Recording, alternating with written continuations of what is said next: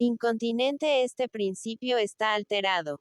Y en este sentido, el incontinente está por bajo del intemperante. Con estos vicios sucede lo que con aquel a que hemos dado nombre de brutalidad, el cual es preciso considerar, no en el bruto mismo, sino en el hombre. ¿Por qué este nombre de brutalidad está reservado a la última degradación del vicio? ¿Y por qué no se le puede estudiar en el bruto? Por la razón única de que el mal principio no está en el animal, puesto que solo la razón es el principio. ¿Quién ha hecho más mal al mundo, un león o un Dionisio, un Fálaris, un Clearco o cualquier otro malvado? No es claro que fueron estos monstruos. El principio malo, que está en el ser, es de la mayor importancia para el mal que aquel hace, pero en el animal no hay un principio de esta clase. En el incontinente, por tanto, el principio es el malo, y en el momento mismo en que comete actos culpables, la razón, de acuerdo con su pasión, le dice que es preciso hacer lo que hace. Esto prueba que el principio que está en él no es sano, y en este concepto el intemperante podría aparecer por encima del disoluto. Por lo demás, pueden distinguirse dos especies de intemperancia. La una, que arrastra desde el primer momento, sí que preceda premeditación, y que es instantánea. Por ejemplo, cuando vemos una mujer hermosa y en el acto advertimos una impresión, como resultado de la cual surge en nosotros el deseo instintivo de cometer ciertos actos que quizá no deberían cometerse. La otra especie de intemperancia no es, en cierta manera, más que una debilidad, porque va acompañada de la razón que nos impide obrar. La primera especie no deberá considerársela muy digna de reprensión, porque puede producirse también en corazones virtuosos, es decir, en hombres ardientes y bien organizados. Pero la otra solo se produce en los temperamentos fríos y melancólicos, y estos son reprensibles. Añadamos que siempre se puede, si atendemos a la razón, llegar a no sentir nada en este caso, diciéndose a sí mismo que, si aparece una mujer hermosa, es preciso contenerse en su presencia.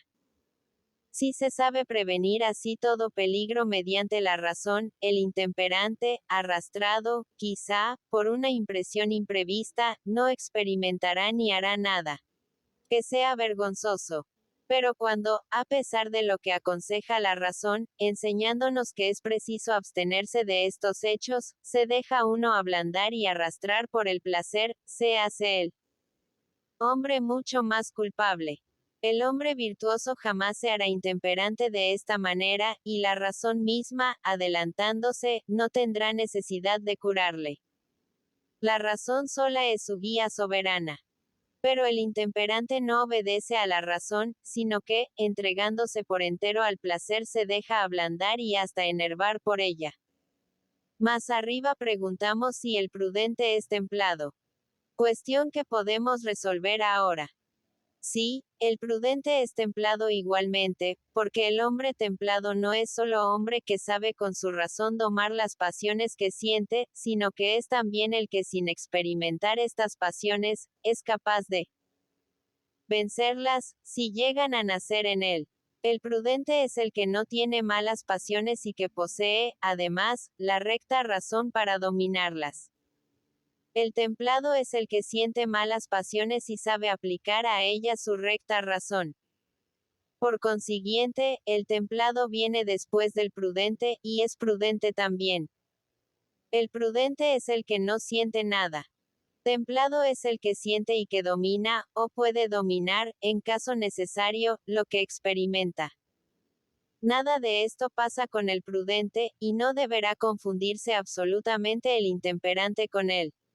Otra cuestión. El intemperante es incontinente. El incontinente es intemperante. O bien, lo uno no es consecuencia de lo otro.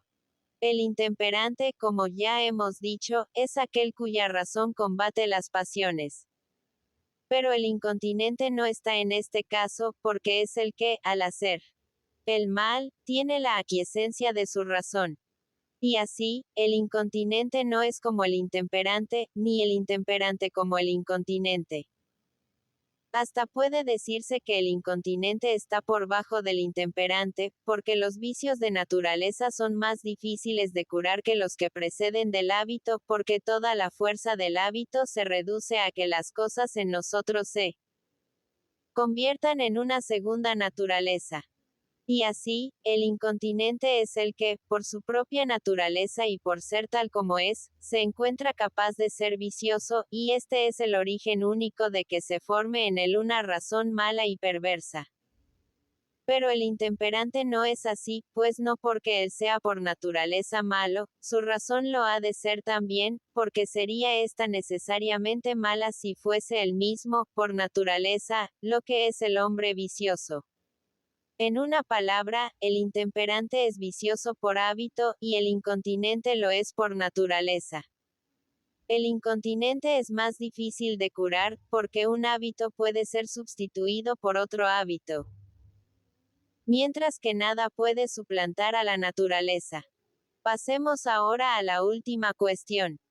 Puesto que el intemperante es tal que sabe lo que hace y no le engaña su razón, y como, por otra parte, el hombre prudente examina cada cosa con la recta razón, podemos preguntar: ¿el hombre prudente puede ser o no intemperante?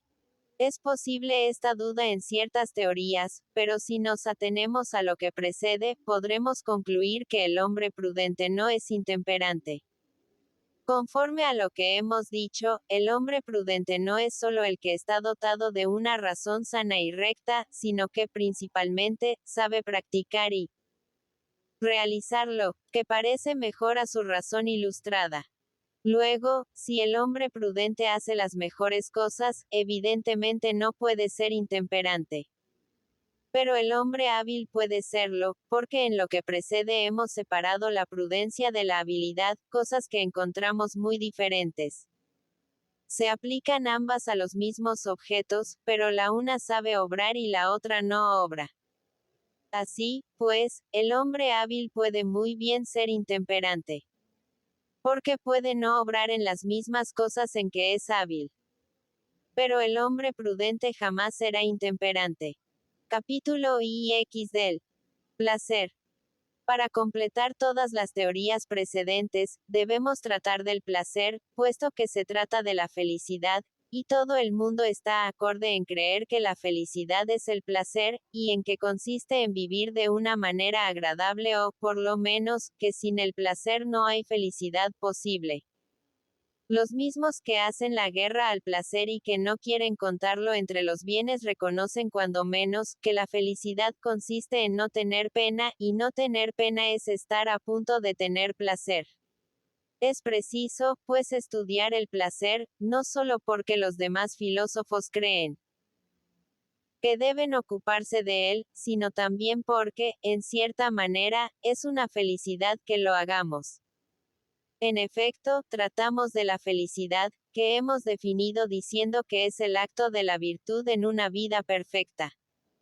Pero la virtud se refiere esencialmente al placer y al dolor, y, por consiguiente, es imprescindible hablar del placer, puesto que sin placer no hay felicidad. Recordemos, ante todo, los argumentos de los que no quieren considerar el placer como un bien, ni elevarlo a este rango. Dicen, en primer lugar, que el placer es una generación, es decir, un hecho que deviene sin cesar, sin ser nunca. Que una generación es siempre una cosa incompleta, y que al verdadero bien no debe rebajársele nunca al rango de cosa incompleta. En segundo lugar añaden que hay placeres malos y que el bien jamás puede estar en el mal. Además, observan que el placer está en todos los seres indistintamente, en el malo como en el bueno, en la bestia feroz como el animal doméstico, y que el bien no puede nunca tener que ver con los seres malos, ni es posible que sea común a tantas criaturas diferentes. Dicen también que el placer no es el fin supremo del hombre, y que el bien, por lo contrario, es este fin supremo. Por Último, sostienen que el placer impide muchas veces cumplir con el deber y hacer el bien, y que lo que impide cumplir con el deber no puede ser el bien.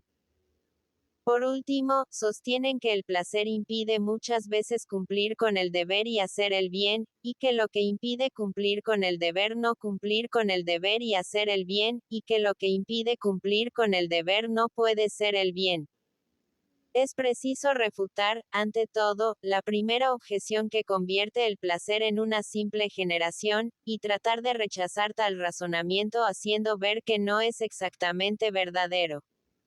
En primer lugar, no todo placer es una generación. El placer que nace de la ciencia y de la contemplación intelectual no es una generación, como no lo es el que procede de los sentidos del oído y del olfato, porque en estos casos no nos viene el placer de satisfacer una necesidad, como sucede en otros muchos, por ejemplo, en los placeres de comer y beber, que pueden proceder, a la vez de la necesidad y del exceso, puesto que podemos gustar de ellos, ya satisfaciendo una necesidad, ya compensando un exceso anterior. En estas condiciones, confieso que el placer parece ser una especie de generación. Mas la necesidad es un dolor y el exceso también. Luego, hay dolor allí donde hay generación de placer. Pero, para gozar del placer de ver, oír y gustar, no hay necesidad de que haya habido un dolor anterior, porque puede uno complacerse en ver una cosa y disfrutar de un olor sin haber experimentado antes un dolor. La misma observación puede hacerse respecto al pensamiento que contempla las cosas, puesto que se puede tener placer en la reflexión, sin haber tenido antes un dolor que preceda y provoque este placer. Y, por tanto, hay cierta especie de placer que no es una generación.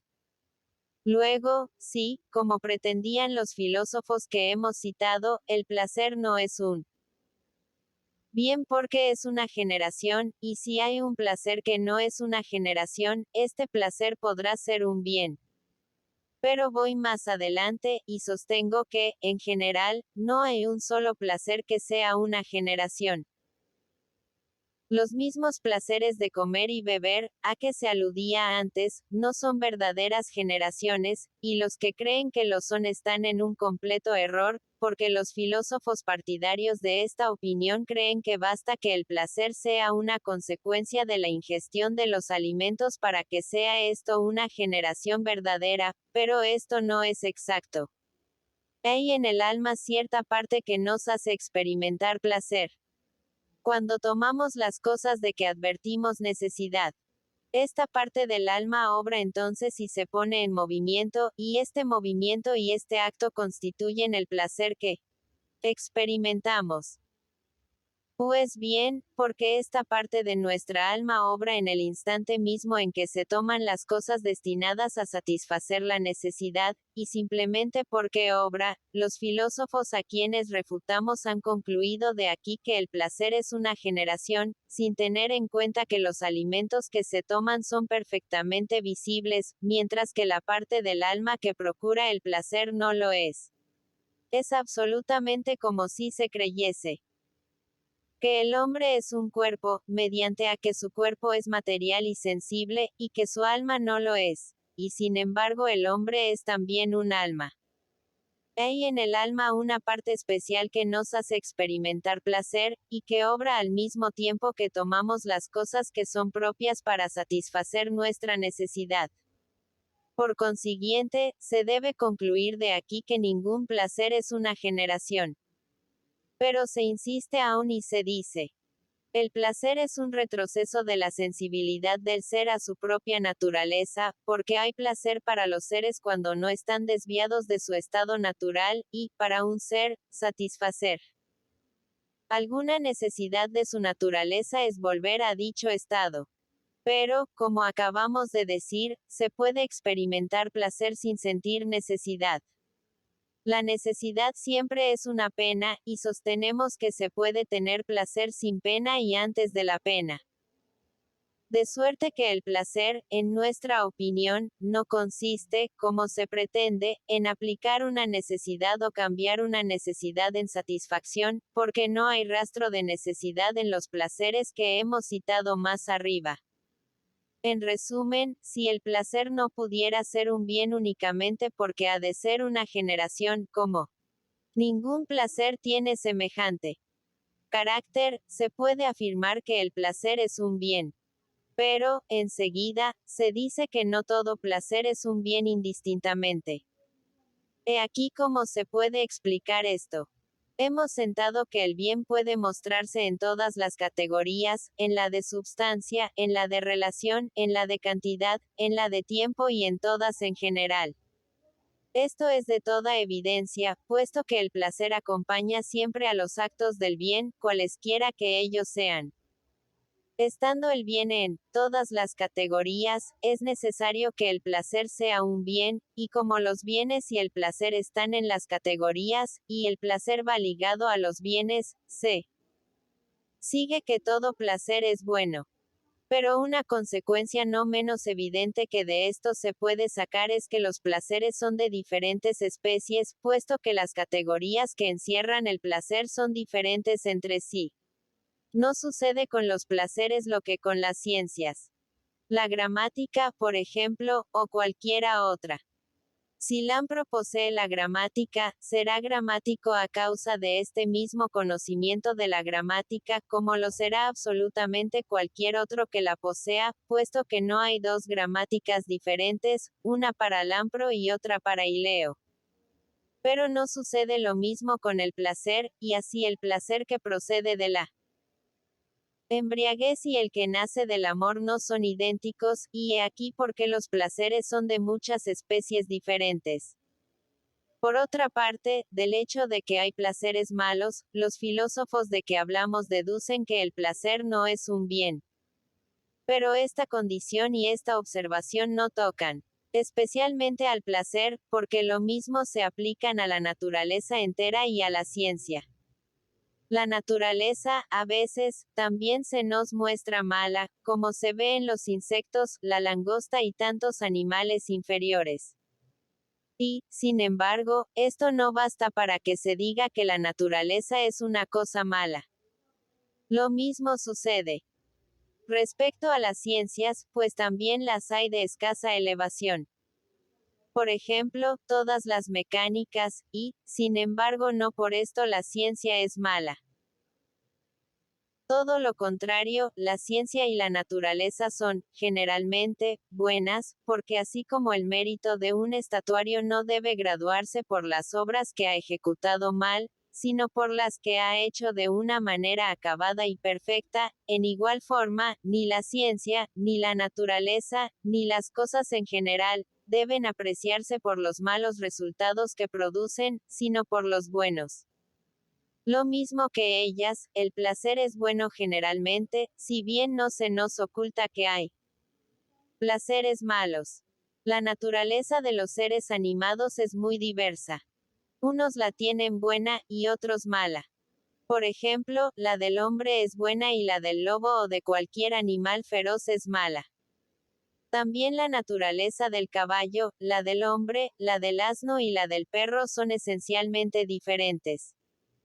Pero si el placer es un retroceso de un estado contra naturaleza al estado natural para un ser cualquiera, se sigue de aquí que lo que más agradará a una naturaleza mala será también un placer malo. El hombre y el caballo no tienen los mismos placeres, como sucede con los demás seres. Y si las naturalezas son diferentes, no lo son menos los placeres. El placer es un retroceso, se decía, y este retroceso vuelve al ser a su naturaleza primitiva. Por consiguiente, el estado ordinario de una mala naturaleza es un estado malo, lo mismo que el estado ordinario de una naturaleza buena es un estado bueno. Pero cuando se dice que el placer no es bueno sucede lo que con aquellos hombres que, no sabiendo con certeza lo que es el néctar, creen que los dioses beben vino porque, para ellos, el vino es la bebida más agradable. Esto es efecto de la ignorancia, y los que así piensan incurren en un error semejante al que sostienen los que dicen que todos los placeres son generaciones y que el placer no es un bien. Como no conocen más que los placeres del cuerpo, y ven que estos placeres son efectivamente generaciones, y no son buenos, infieren de aquí que el placer no es bueno de una manera general. Pero el placer puede tener lugar ya en una naturaleza que se rehace, ya en una naturaleza acabada y completa. En una naturaleza que se rehace, por ejemplo, cuando resulta de la satisfacción de una necesidad. Y en una naturaleza completa, cuando resulta de las sensaciones de la vista, del oído y otras análogas. Pero los actos de una naturaleza regular y completa son evidentemente superiores, porque los placeres, tómense en uno u otro sentido, son siempre actos, y de aquí concluyo sin vacilar que los placeres de la vista, los del oído y los de la inteligencia son los mejores, puesto que los del cuerpo no proceden sino de la satisfacción de nuestras necesidades. Se dice también que el placer no es un bien, mediante a que lo que está en todos los seres y es común a todos no puede ser un bien. El placer, tomado en este sentido restringido, podría aplicarse con más exactitud al ambicioso. Y a la ambición, porque el ambicioso es el que quiere tenerlo todo para sí solo y, en este concepto, sobrepujar a los demás hombres. Luego, si el placer es verdaderamente el bien, debe ser en esta teoría algo análogo al egoísmo del ambicioso. Pero quizá sucede todo lo contrario, y acaso el placer debe parecer un bien precisamente por lo mismo que todos los seres del mundo lo desean. En toda la naturaleza no hay un ser que deje de desear el bien, y puesto que todos desean igualmente el placer, se sigue que el placer es generalmente bueno. Se decía también, en un sentido opuesto, que el placer no es un bien, porque la mayoría de las veces es un obstáculo. Si el placer se considera como un obstáculo, esto nace de que no se le ha estudiado bien. El placer que resulta de una cosa que se ha hecho no es un obstáculo para hacer esta cosa. Pero confieso que otro placer distinto puede ser un obstáculo. Por ejemplo, el placer que resulta de la embriaguez es posible que sea un obstáculo que impida obrar. Mas, desde este punto de vista, la ciencia también podrá ser un obstáculo a la ciencia, porque, si uno posee dos ciencias, no es posible que se ocupe en ambas en un solo y mismo momento. Pero ¿por qué la ciencia no ha de ser un bien, si produce el placer especial que de ella resulta? Será en este caso un obstáculo. O bien, lejos de serlo, obligará siempre a avanzar más y más. El placer que procede de la acción misma que se hace nos excita más a obrar. Por ejemplo, obligará al hombre virtuoso a ejecutar actos de virtud y los ejecutará con el mismo encanto que la primera vez. ¿No será mucho más vivo aún el placer en el momento del acto que le acompaña? Cuando se obra con placer es uno virtuoso, y se cesa de serlo si solo se hace el bien con dolor. El dolor no se encuentra más que en las cosas que se hacen por necesidad, y si se experimenta dolor al obrar bien es porque se ejecuta bajo el imperio de la necesidad. Pero desde el momento en que se obra por necesidad, ya no hay virtud. La razón es que no es posible practicar actos de virtud sin experimentar pena o placer. No hay otro remedio. ¿Y por qué? Porque la virtud supone siempre un sentimiento, una pasión cualquiera. Y la pasión no puede consistir más que en la pena o en el placer, porque no puede darse entre ambos. Y así, la virtud va siempre acompañada de pena o de placer. Luego si, cuando se hace el bien se hace con dolor, no es uno virtuoso. Y, por consiguiente, la virtud nunca va acompañada de dolor, y si no va acompañada de dolor, lo va siempre del placer. Por tanto, lejos de que el placer sea un obstáculo a la acción, es, por lo contrario, una excitación a obrar, y, en general, la acción no puede producirse sin el placer, que es su consecuencia y resultado particular. También se pretendía que nunca el conocimiento produce placer. Este es un nuevo error, porque los operarios que preparan las comidas, las coronas de flores, perfumes, son agentes de placer. Es cierto que las ciencias no tienen ordinariamente por objeto y por fin el placer, pero obran siempre con el placer y nunca sin el placer. Por consiguiente, puede decirse que la ciencia produce, asimismo, el placer. También se objeta que el placer no es el bien supremo. Pero si se diera ensanche a este razonamiento, se llegarían a suprimir una tras otra todas las demás virtudes. Así porque el valor no sea el bien supremo, podrá decirse que el valor no es un bien. ¿No es esto absurdo? La misma respuesta puede darse respecto de todas las demás virtudes, y, por consiguiente, el placer no deja de ser un bien porque no sea el bien supremo. Pasando a otro asunto, podría suscitarse sobre las virtudes la cuestión siguiente. La razón domina algunas veces las pasiones, como ya hemos dicho con relación a la templanza. Otras, la embriaguez y las pasiones son las que dominan a la razón, como en el caso de la intemperancia que no sabe contenerse.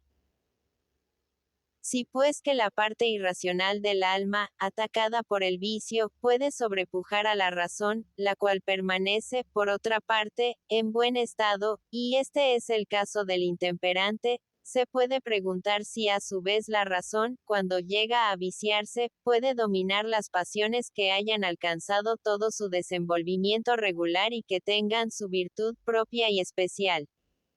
Si se admite como posible este trastorno de las cosas, resultará que se puede hacer de la virtud un uso detestable. Si solo se tiene una razón mala y viciosa, desde el momento en que se use de la virtud, se usará mal de ella.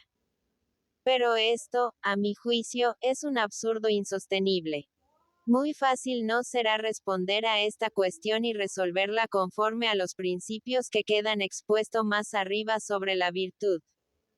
Hemos dicho que la verdadera condición de la virtud consiste en que la razón bien organizada esté de acuerdo con las pasiones que conservan su virtud especial, y, recíprocamente, en que las pasiones estén de acuerdo con la razón.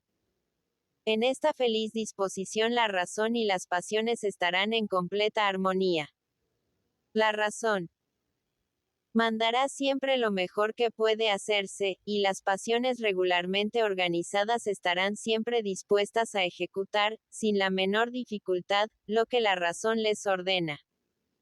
Si la razón es viciosa y está mal dispuesta, y las pasiones, por su parte, son lo que deben ser, no habrá virtud, porque faltará la razón, y la verdadera virtud se compone de estos dos elementos. Por consiguiente, no será posible usar mal de la virtud, como se pretendía. Absolutamente hablando, no es la razón, como algunos filósofos pretenden, el principio y la guía de la virtud. Lo son más bien las pasiones.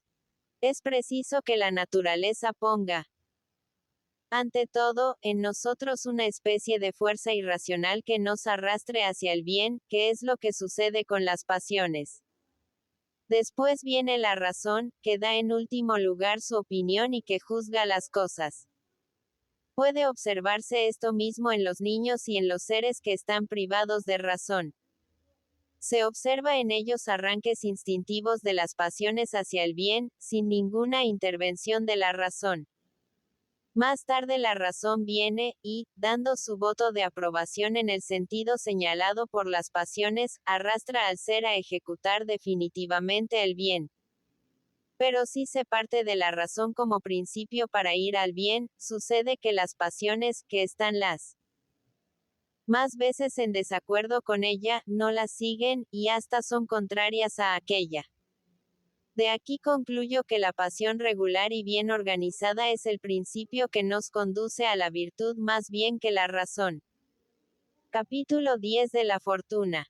Parece natural, después de todo lo que precede, hablar también de la fortuna, puesto que tratamos de la felicidad. Se cree muy generalmente que la vida dichosa es la vida afortunada, o, poco menos, que no hay vida dichosa sin fortuna. Quizá tengan razón los que así piensan, porque sin los bienes exteriores, de que la fortuna dispone soberanamente, no es posible ser completamente dichoso. Y así será muy bueno hablar de la fortuna y explicar de una manera general qué es el hombre afortunado, bajo qué condiciones lo es, y qué bienes se requieren para hacerlo. Se advierte en el primer momento cierto embarazo al abordar materia tan delicada. En efecto, no puede decirse que la fortuna se parezca a la naturaleza, porque ésta hace de la misma manera las cosas que produce siempre o por lo menos, en los más de los casos. Por lo contrario, la fortuna jamás hace las cosas de la misma manera, sino que las hace sin ningún orden y como mejor cuadra. He aquí por qué se dice que en las cosas de esta clase es en las que tiene lugar el azar o la fortuna. La fortuna no puede confundirse con la inteligencia, ni con la recta razón, porque en estas reina la regularidad no menos que en la naturaleza. Las cosas en ellas son eternamente las mismas, mientras que la fortuna y el azar no tienen aquí cabida. Y así, donde reinan más la razón y la inteligencia, allí es donde hay menos azar. Y donde aparece más azar, hay menos inteligencia. Pero la buena fortuna es resultado de la benevolencia o cuidado de los dioses, ¿o es esta una idea falsa? Dios es a nuestros ojos el dispensador soberano que reparte los bienes y los males según se merecen. Pero la fortuna y todas las cosas que proceden de la fortuna solo el azar las reparte. Luego, si atribuimos a Dios este desorden, le supondremos un mal juez o, por lo menos, un juez muy poco equitativo, papel que no corresponde a la majestad divina.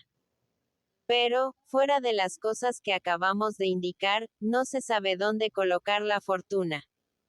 Y, por consiguiente, debe ser, evidentemente, alguna de estas cosas. La inteligencia, la razón y la ciencia son, a mi juicio, absolutamente extrañas a aquella. Por otra parte, no es posible que el cuidado y el favor de Dios sean el origen de la prosperidad y de la fortuna, puesto que muchas veces la obtienen también los malos, y no es probable que Dios se ocupe de los malos con tanta solicitud.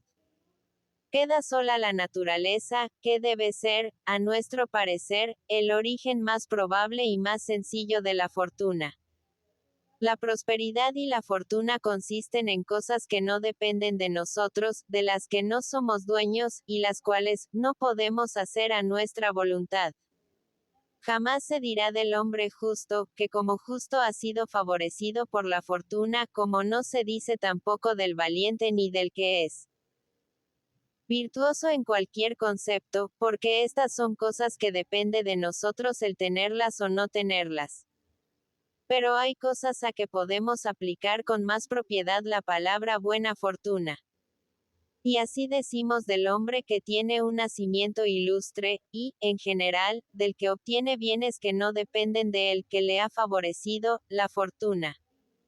Sin embargo, no es este tampoco el caso en que puede decirse con propiedad que hay favor de la fortuna. Las palabras afortunado y dichoso pueden tomarse en muchos sentidos. Por ejemplo, el que ha llegado a ejecutar un hecho bueno, haciendo todo lo contrario de lo que quería, puede pasar por un hombre dichoso, por un hombre favorecido por la fortuna. También puede llamarse dichoso al que, debiendo esperar con razón un daño de lo que hace, le ha resultado, sin embargo, un provecho. Así que debe entenderse que hay favor de la fortuna cuando se obtiene un bien con el que no se podía razonablemente contar, o que no se experimenta un mal que se debía razonablemente sufrir. Por lo demás, estas palabras, favor de la fortuna, deberán aplicarse más especialmente a la adquisición de un bien, porque obtener un bien es una felicidad en sí misma, mientras que no experimentar un mal solo es una felicidad indirecta y accidental. Así, pues, la prosperidad, la fortuna, es en cierta manera una naturaleza privada de razón. El hombre favorecido por la fortuna es el que, sin una razón suficientemente ilustrada, va en busca de los bienes y los encuentra. Su triunfo solo puede atribuirse a la naturaleza, puesto que la naturaleza es la que ha colocado en nuestra alma esta fuerza ciega que nos lleva, sin la intervención de la razón, hacia todo lo que nos debe producir bien. Si se pregunta a un hombre afortunado, ¿por qué tuvisteis por conveniente hacer lo que habéis hecho? Os responderá, no lo sé, pero me ha convenido hacerlo. Esto es lo mismo que sucede a los que están poseídos de entusiasmo, los cuales, animados por el sentimiento que los domina y sin guiarse por la razón, se ven arrastrados a hacer lo que hacen. Por lo demás, a la fortuna no podemos darle un nombre propio especial, por más que muchas veces le demos el de causa. Pero causa es una cosa distinta que el nombre que se la da.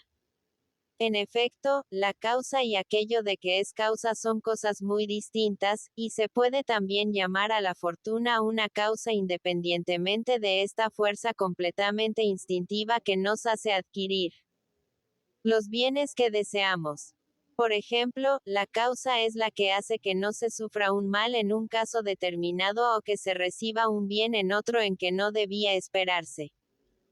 Y así, la fortuna, la prosperidad, comprendida de esta manera, es diferente de la otra en cuanto parece resultar solo de una inversión de las cosas y que ella es una felicidad indirecta y accidental. Pero si aún se quiere llamar a esto un favor de la fortuna, no se puede negar, sin embargo, que hay un elemento más especial de felicidad en esta otra fortuna, en la que el individuo lleva en sí mismo el principio de fuerza que le hace adquirir los bienes que él desea. En resumen, Corno, no hay felicidad sin los bienes exteriores, y estos bienes solo proceden del favor de la fortuna, como acabamos de decir, es preciso reconocer que la fortuna contribuye por su parte a la felicidad. He aquí lo que teníamos que decir de la fortuna y de la prosperidad. Capítulo C. Resumen de las teorías particulares sobre cada una de las virtudes especiales. Después de haber hecho el análisis de cada virtud en particular, solo nos resta resumir todos estos pormenores para presentar el retrato de la virtud en su conjunto y en su generalidad. No desaprobamos la expresión, compuesta de dos palabras en la lengua griega, mediante la que se designa el carácter de hombre completamente virtuoso. La honestidad unida a la bondad, a la belleza moral, porque se dice de un hombre que es honesto y bueno, para expresar que es de una virtud completa. Por lo demás, esta expresión general, honesto y bueno, puede aplicarse a la virtud en todos sus matices, a la justicia, al valor, a la prudencia. En una palabra, a todas las virtudes sin excepción. Pero dividiendo la palabra en los dos elementos de que está formada, diremos que hay cosas que son especialmente honestas, y otras que son especialmente buenas y bellas. Entre las cosas buenas, hay unas, que lo son de una manera absoluta, y otras que no lo son absolutamente. Las cosas honestas y bellas son, por ejemplo, las virtudes y todos los actos que la virtud inspira. Las cosas buenas, los bienes, son el poder, la riqueza, la gloria, los honores y las demás análogas. El hombre honesto y bueno es aquel que aspira a la adquisición de los bienes absolutos, y para quien las cosas absolutamente bellas son las bellas cosas que trata de ejecutar. Este es el hombre honesto y bueno. Esta es la belleza moral. Pero el hombre para quien los bienes absolutos no son bienes, no es honesto y bueno, en la misma forma que no está sano el hombre para quien las cosas sanas, absolutamente hablando, no son sanas. Si la fortuna y el poder, al caer en manos de un hombre, le son dañosos, no debe desearlos, porque solo debe desear los bienes que no pueden perjudicarle. Pero el hombre que está organizado de tal manera que hace bien en privarse de la posesión de algunos de estos bienes no es lo que llamamos honesto y bueno. Verdaderamente honesto y bueno. Solo es aquel para quien todos los verdaderos bienes subsisten siéndolo, y que no se deja corromper por ellos, como los hombres se dejan corromper, las más de las veces, por la riqueza y el poder. Capítulo 12. Nuevo examen de algunas de las teorías anteriormente expuestas. Ya hemos visto más arriba lo que es obrar conforme a las virtudes, pero esta teoría no ha sido suficientemente desenvuelta. En efecto, hemos dicho lo que es conducirse según la recta razón. Pero no sabiendo exactamente lo que debe entenderse por esto, es posible que se pregunte qué significa conformarse con la recta razón, y en qué consiste la recta razón que se recomienda. Obrar según la recta razón es obrar de manera que la parte irracional del alma no impida a la parte racional realizar el acto que es propio de ella. Entonces la acción que se ejecuta es conforme a la recta razón. Nosotros tenemos en el alma una parte que es menos buena y otra parte que es mejor. Ahora bien, la peor siempre está hecha en consideración a la mejor, como en la asociación del alma y del cuerpo, el cuerpo está hecho para el alma, y decimos que el cuerpo está en buen estado cuando no es un obstáculo para el alma, sino que por el contrario contribuye y concurre a la realización del acto que de ella es propio. Porque lo peor, repito, está hecho en vista de lo mejor y está destinado a obrar de concierto con él. Así, pues, cuando las pasiones no impiden a la inteligencia realizar su función especial, las cosas se hacen entonces según la recta razón. Sí, sin duda, eso es cierto, podrá decirse, pero ¿cómo deben ser las pasiones para que no sirvan de obstáculo al alma? ¿Y en qué momentos se encuentran dispuestas de esta manera? Aquí lo que no sabemos. Confieso que este punto no es fácil de resolver. Pero tampoco el médico llega a tanto. Cuando receta una tisana a un enfermo que tiene fiebre, y un discípulo le dice, ¿cómo conoceré yo que un enfermo tiene fiebre? Cuando veáis que está pálido. ¿Y cómo veré que está pálido? Comprendiendo, el médico, entonces, que no puede llevar más allá sus contestaciones, le responderá. Si carecéis del sentimiento y de la percepción de estas cosas, no tengo nada que decir. El mismo diálogo, exactamente, puede aplicarse en una multitud de circunstancias semejantes, y absolutamente del mismo modo es como se puede adquirir el conocimiento de las pasiones. Es preciso que cada uno contribuya, por su parte, a observarlas sintiéndolas. Otra cuestión se puede suscitar aún, y preguntar. Pero, aun cuando yo supiera esto, ¿sería por eso dichoso? Así se cree, generalmente, pero es un error. No hay ciencia alguna que dé al que la posee el uso y la práctica actual y efectiva de su objeto particular, sino que solo le da la facultad de servirse de ella. Así, con aplicación a lo que se trata, la ciencia de estas cosas no da el uso de ellas, puesto que la felicidad, como ya hemos dicho, es un acto, y la ciencia solo da la simple facultad. Y la felicidad no consiste en conocer de qué elemento se compone, sino que consiste solo en servirse de estos elementos. El objeto de este tratado no es enseñar el uso y la práctica de estas cosas, y repito que ni esta ni las demás ciencias dan el uso directo de las cosas. Dan, tan solo, la facultad de usar de ellas. Capítulo 13 de la amistad. Además de todas las teorías precedentes, y para completarlas es indispensable hablar de la amistad, diciendo lo que es, en qué consiste y a qué se aplica. Viendo como vemos que es cosa que se puede sentir durante toda la vida, que puede subsistir en todo tiempo y que es siempre un bien, es preciso considerarla como una cosa ajena a la felicidad.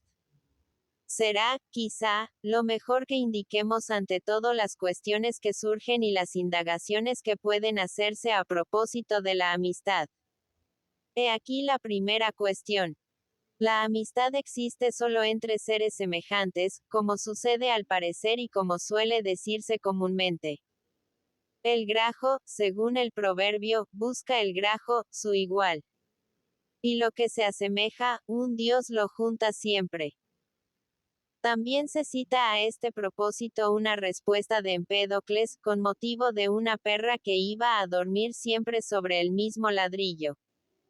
¿Por qué?, se preguntaba. Esta perra va siempre a dormir sobre este ladrillo.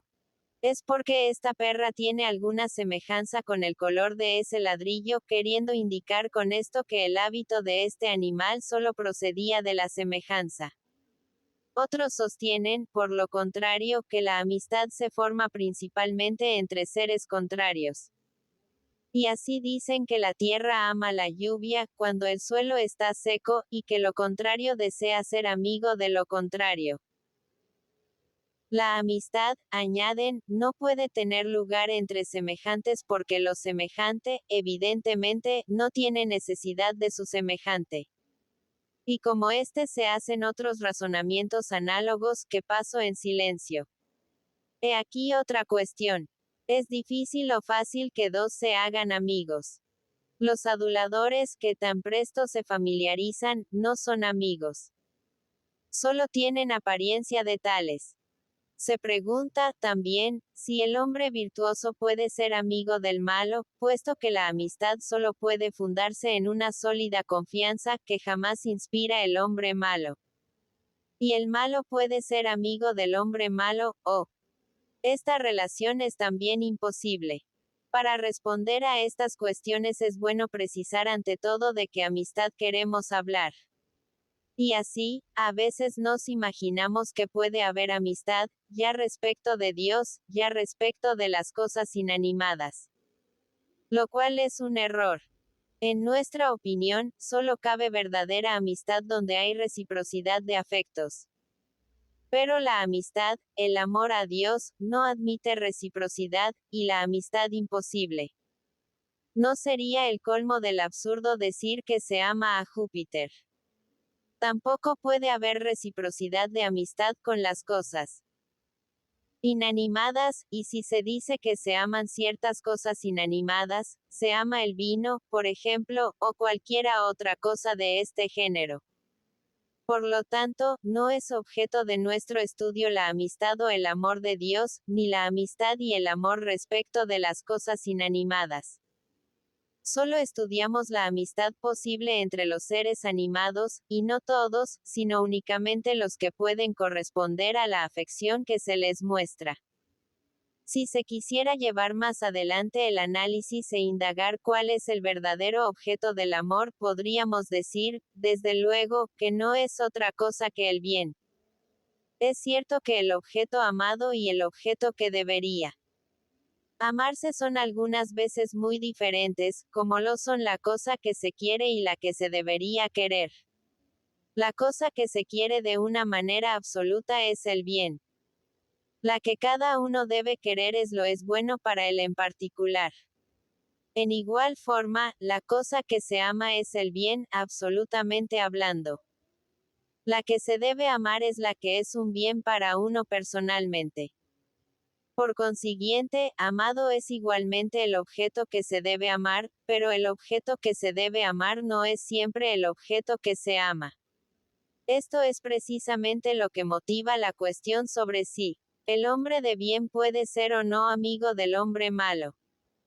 El bien individual está en cierta manera ligado al bien absoluto, lo mismo que el objeto que debe ser amado está ligado al objeto que se ama. y el resultado y la consecuencia del bien es lo agradable y útil. Ahora bien, la amistad existe entre los hombres de bien, cuando se tienen una mutua afección. Se aman entre sí en cuanto pueden amarse, y pueden amarse en cuanto son buenos. Y así puede decirse, que el hombre de bien no será amigo del hombre malo. Sin embargo lo será, porque siendo lo útil y lo agradable un resultado del bien, el hombre malo, si es agradable, es amigo en tanto que agradable, y si es útil, es igualmente amigo en tanto es útil. Pero convengo en que una amistad de esta clase no descansará en los verdaderos motivos que deben obligar a amar, porque solo el bien es digno de ser amado, y el hombre malo, haga lo que quiera, no es verdaderamente digno de ser amado. Este mismo solo es amado en el sentido en que puede serlo, porque estas amistades, que solo descansan en lo agradable y lo útil, están muy distantes de la amistad perfecta, es decir, de la que nos une a los hombres de bien. El hombre que solo ama en vista de lo agradable no siente esta amistad que inspira el bien, así como tampoco el que solo ama en vista de lo útil. Por lo tanto, es preciso decir que estas tres clases de amistad, que se refieren al bien, a lo agradable, a lo útil, si bien no son idénticas, no están tan distantes entre sí como podría creerse. Dependen todas tres, en cierta manera, de un mismo principio. Es como decimos, empleando una sola y misma palabra, de la lanceta que es medicinal, de un hombre que es medicinal y de la ciencia que es medicinal. Estas expresiones, según se ve, no se toman en el mismo sentido. La lanceta, en tanto que es un instrumento útil a la medicina, se llama medicinal. El hombre, en tanto que da la salud, se le puede llamar medicinal o médico. En fin, la ciencia se llama medicinal, porque es la causa y el principio de todo lo demás. En igual forma aquellas relaciones, diferentes como son, se las llama amistades. La de los buenos que se contrae bajo la influencia del bien, la que nace bajo el influjo de lo agradable, y lo mismo la que procede de lo útil. No se las llama con un mismo nombre, ni son tampoco idénticas, pero afectan casi a las mismas cosas y tienen un mismo origen. Sí se dice. Pero el que solo es amigo en vista de lo agradable, y no es verdaderamente amigo de su pretendido amigo, puesto que no lo es por la sola influencia del bien. Responderé. Este hombre se encamina hacia la amistad propia de los hombres de lo bueno, bien, que se compone a la vez de todos estos elementos, lo agradable y lo útil. No es a un amigo según esta amistad, sino que solo lo es según la del placer y del interés. Otra cuestión. ¿El hombre virtuoso será o no amigo del hombre virtuoso? Se responde negativamente, porque se dice que lo semejante no tiene necesidad de su semejante. Pero este argumento solo afecta a la amistad por interés, a la amistad que se funda en lo útil, porque los que se buscan solo porque se necesitan están unidos por una amistad que se funda solo en la utilidad. Pero la definición que hemos dado de la amistad por interés es muy distinta de la amistad por virtud o por placer. Los corazones que están unidos por la virtud son más amigos que todos los demás, porque tienen a la vez todos los bienes. Lo bueno, lo agradable y lo útil. Pero, se decía antes, el hombre de bien, si es amigo del hombre de bien, puede serlo también del hombre malo. Sí, en tanto que el malo sea agradable, el malo es su amigo. Y se añadía, el malo puede ser también amigo del malo. Sí, en tanto que encuentran utilidad en esta relación, los malos son a en sí. Se ve, en efecto, que muchos hombres son amigos por utilidad que esto les proporciona, porque tienen el mismo interés y nada impide que un mismo interés aproxime a los hombres malos, sin dejar de ser malos. Pero la amistad sólidamente establecida, más durable y más bella que todas las demás, es la que une a los hombres virtuosos, y es muy natural que así suceda, puesto que se aplica a la virtud y al bien. La virtud, que engendra esta amistad, es inquebrantable, y, por consiguiente, esta noble amistad, que aquella produce, debe ser inquebrantable como ella. Lo útil, por lo contrario, jamás es lo mismo, y he aquí por qué la amistad que se funda en lo útil nunca es estable, y se hunde con la utilidad que la ha hecho nacer. Otro tanto podría decirse de la amistad formada por el placer. Así, pues, la amistad que une los corazones nobles es la que se forma mediante la virtud. La amistad del vulgo solo procede del interés. Y, en fin, la del placer es la amistad de los hombres groseros y despreciables. A veces nos indigna y nos llena de asombro encontrar malos amigos. Sin embargo, no hay en esto nada que deba sublevar la razón. Cuando la amistad no tiene otro principio que el placer o la utilidad, tan pronto como estos motivos desaparecen, la amistad no debe sobrevivirlos. Muchas veces, la amistad subsiste a pesar de estas decepciones. Pero el amigo se ha conducido mal, y hasta se irrita uno contra él. Su conducta, sin embargo, no es tan irracional como se supone. Pues que, no estando uno ligado con él por la virtud, no debe extrañarse que haga cosas que no sean conformes a la virtud misma. La indignación que se siente no está justificada, pues no habiendo contraído en el fondo más que una amistad de placer, no hay motivo para imaginar que debería haber una amistad de virtud. Esto es imposible, porque a la amistad de placer o de interés importa muy poco la virtud. Uno está ligado a otro por el placer, quiere encontrar la virtud y se engaña. La virtud no sigue al placer ni al interés, mientras que ambos siguen a la virtud. Se incurre en un grave error cuando se cree que los hombres de bien son muy agradables los unos a los otros. Los malos, como dice Eurípides, gustan los unos de los otros. El malo siempre busca al malo. Pero, repito, la virtud no sigue al placer. Es el placer, por lo contrario, el que sigue a la virtud. El placer es o no un elemento necesario, además de la virtud, en la amistad de los hombres de bien. Sería un absurdo pretender que no es necesario que exista placer en tales relaciones. Sí. Quitáis a los hombres de bien esta ventaja de complacerse y de ser agradables los unos a los otros, se verán forzados a buscar otros amigos que lo sean más, para unirse y vivir con ellos, porque en la intimidad de la vida común nada hay más esencial que el complacerse mutuamente. Sería un absurdo creer que los buenos no son tan capaces como cualquiera otro de vivir en intimidad con los demás, y como no puede menos de haber placer en esta intimidad, debemos concluir que los hombres de bien, más que nadie, son agradables los unos a los otros. Hemos visto que las amistades son de tres especies, y se ha suscitado la cuestión de si en cada una de ellas consiste la amistad en la igualdad o en la desigualdad. A nuestro parecer, puede consistir en una y otra a la vez. La amistad de los buenos o la amistad perfecta se produce por la semejanza. La amistad de interés descansa, por lo contrario, en la desemejanza. El pobre es amigo del rico, porque tiene necesidad de los bienes en que el rico abunda. Y el malo se hace amigo del bueno por la misma razón, pues faltándole la virtud, se hace amigo del hombre en quien espera encontrarla. Y así la amistad por interés se produce en seres desemejantes, y podría aplicarse a ella el verso de Eurípides. La tierra ama la lluvia cuando todo en ella está seco, y podría decirse que la amistad fundada en el interés se produce entre seres contrarios precisamente a causa de su misma desemejanza.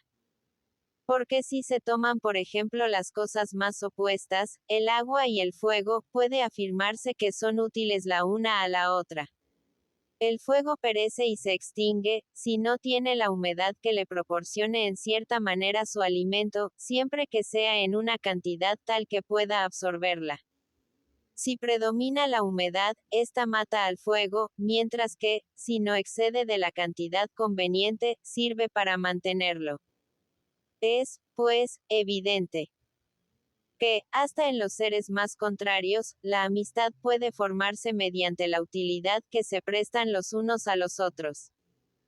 Todas las amistades, ya nazcan de la igualdad o de la desigualdad, pueden reducirse a las tres especies ya indicadas.